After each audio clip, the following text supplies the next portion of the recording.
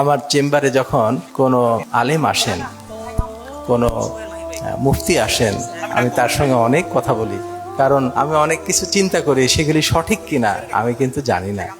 আমি সব সময় তাদের দ্বারা আমি আমার চিন্তা ভাবনাটাকে কারেকশন করিয়ে নিই, আমি সঠিক আছে কিনা সেটা জিজ্ঞেস করি। এইভাবে আমি কথা বলা, আমার অনেক ভুল ত্রুটি থাকতে পারে।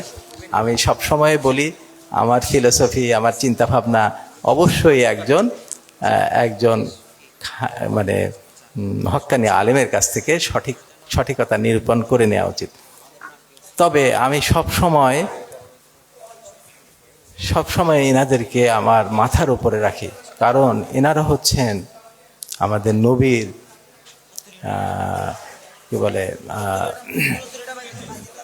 আমি একটা হাদিসে শুনেছি যে আমাদের রাসূল পাক সাল্লাল্লাহু আলাইহি ওয়াসাল্লাম পরবর্তী সম্মানিত ব্যক্তি তারা। কাজে আমরা যদি ইসলাম যারা ফলো করি, যারা মানে আমাদের নবীকে করে তাদেরকে অবশ্যই সবচাইতে উঁচু স্থানে দেওয়া উচিত।